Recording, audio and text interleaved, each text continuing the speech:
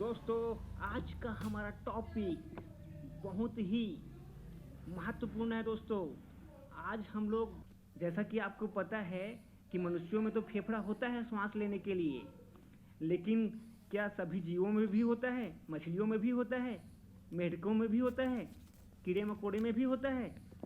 बिल्कुल नहीं होता है दोस्तों। इनमें और अलग प्रकार की, इनमें उतने विकसित अंग नहीं होते हैं। इनमें कुछ अलग प्रकार की संरचनाएं होती हैं जिनके बारे में आपसे पेपर में पूछा जाता है, और इसके बारे में आज हम लोग पढ़ने वाले हैं। उसके बाद हम लोग श्वसन तंत्र से संबंधित कुछ महत्वपूर्ण बीमारियों के बारे में भी जानने वाले हैं, और स्क्रीन पर आपके लिखा हुआ आते जाएगा जो भी महत्वपूर्ण होगा। और अब देखते हैं मेढक, और मेढक का इमेज आप देख रहे होंगे अपने स्क्रीन पर। आपने कभी मेढक को पकड़ कर देखा है दोस्तों? उसका जो स्किन है बहुत ही चिकना होता है, उसकी त्वचा एकदम चिकनी और फिसलने वाली होती है। कभी पकड़ कर देखिएगा और मुझको कमेंट करके बताइएगा। ऐसा इसलिए होता है दोस्तों क्योंकि उसमें ग्रंथियाँ, छोटी छोटी ग्रंथियाँ पाई जाती है, जिसके द्वारा मेढक जो है सांस लेता है। मेढक के पास सांस लेने के लिए कौन सा अंग है? श्वसन अंग, त्वचा है, ठीक है। और मेढक के पास तो त्वचा के अलावा कुछ और भी ऑपरेटर होते हैं, बोला जाता है। त्वचा के अलावा और भी ऑपरेटर होता है इसके पास सांस लेने के लिए। लेकिन जो अर्थवर्म होता है, केचुआ, अर्थवर्म केचुआ, आप लोगों ने देखा होगा केचुआ, जो कि सांप जैसा छोटा सा होता है। और अक्सर अगर आप ज़मीन को खोदते हैं तो ये केचुआ निकल जाता है, और ये ह्यूमस का निर्माण करता है, और इसीलिए इसको किसानों का मित्र कहा जाता है। इनके पास सिर्फ त्वचा होती है दोस्तों, सांस लेने के लिए सिर्फ त्वचा, स्किन का प्रयोग करते हैं। और ये पेपर में आपके कई बार पूछा गया है, और साइंस का बहुत महत्व है दोस्तों बहुत सारे पेपर्स में, तो आप लोग बिल्कुल ध्यान से पढ़ते रहिएगा। अब कीड़े मकोड़ों के बारे में देखते हैं दोस्तों। और कीड़े मकोड़ों के ग्रुप को बोला जाता है आर्थ्रोपोडा। इनके ग्रुप को क्या बोला जाता है? आर्थ्रोपोडा। और अक्सर पेपर्स में पूछा जाता है कि कीड़े मकोड़े किसके द्वारा श्वास लेते हैं, या श्वसन अंग कीड़े मकोड़ों में क्या होता है? मनुष्य के पास एक स्पेशल संरचना होती है, ट्रैकिया, जो हमारे श्वसन तंत्र का एक अंग है, एक भाग मात्र है। जबकि इसी ट्रैकिया से कीड़े मकोड़े पूरा श्वास का पूरा कार्यक्रम ही कर लेते हैं। समझ रहे हैं बात को? हम लोगों जैसा विकसित कोई भी प्राणी नहीं है। तो ट्रैकियल सिस्टम होता है दोस्तों इनके पास, कीड़े मकोड़ों के पास।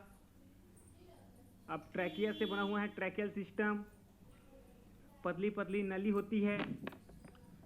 और ट्रैकिया के बारे में मैंने आपको बताया था, वातक नली या श्वसन नली। कभी कभी आपसे पूछ दिया जाता है दोस्तों कि बिच्छू के अंदर कौन सा श्वसन अंग पाया जाता है, तो आप बताएंगे ट्रैकिया या ट्रैकियल सिस्टम, या हिंदी में पूछे तो आप बताएंगे वातक नली, या आपको ऑप्शन में दे सकता है श्वास नली। तो बिल्कुल जागरूक रहिएगा। और किसी भी कीड़े के बारे में दे सकता है, चाहे तो वो आपको मकड़ी के बारे में पूछ सकता है कि मकड़ी के पास ऐसा कौन सा अंग होता है जिसके द्वारा वह श्वास लेता है, तो आप बताएंगे ट्रैकिया या वातक नली या ट्रैकियल सिस्टम।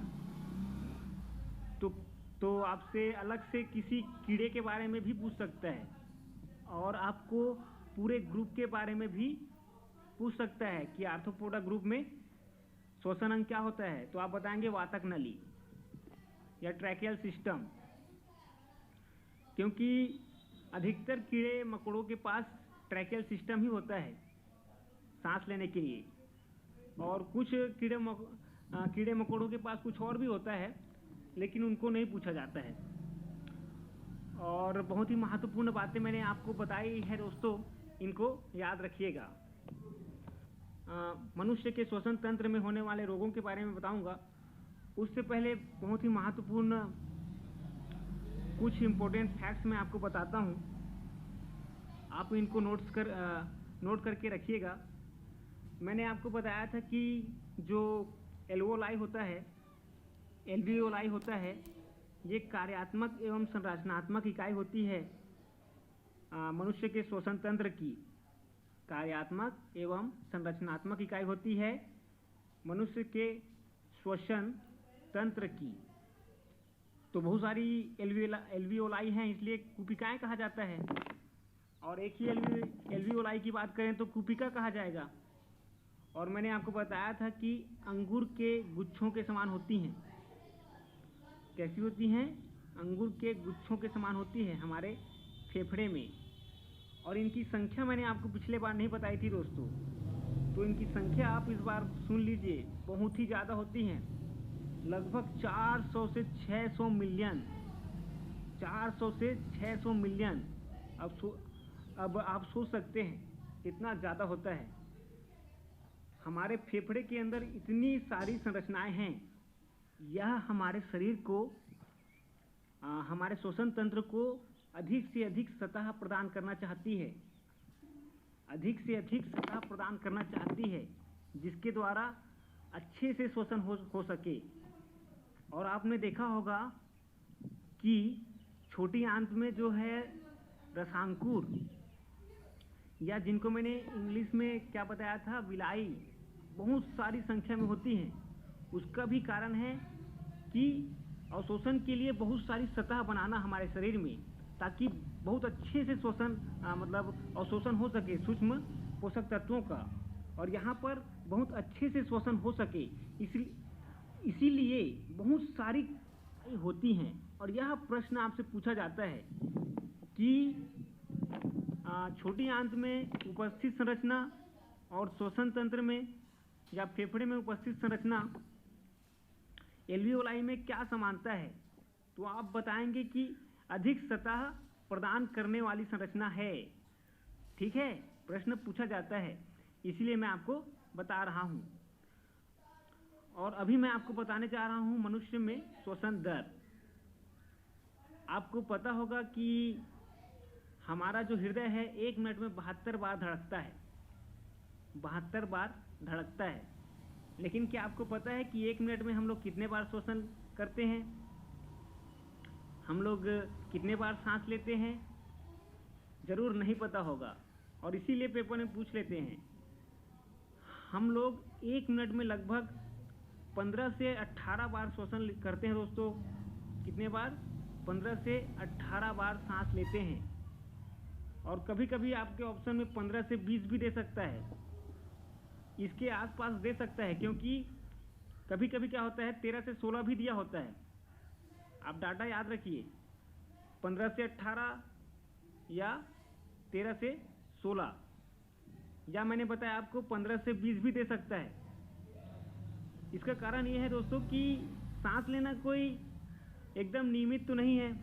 सभी अपने अपने हिसाब से, अपने अपने शरीर के हिसाब से सांस लेते हैं। अगर एवरेज की बात करें तो 15 से 18 होता है, और यही मनुष्य का श्वसन दर है। तो आप लोग इसके आसपास अगर कुछ भी देता है आपको ऑप्शन में, तो आप लोग टिक कर सकते हैं, क्योंकि पेपर में बहुत ही अलग अलग ऑप्शन देंगे आपको, तो इसलिए टेंशन की बात नहीं है। बिल्कुल याद रखिएगा दोस्तों, ये प्रश्न आजकल पूछा जा रहा है और आगे पूछने की पूरी संभावना है। ठीक है दोस्तों, आज के लिए इतना ही। अगर आप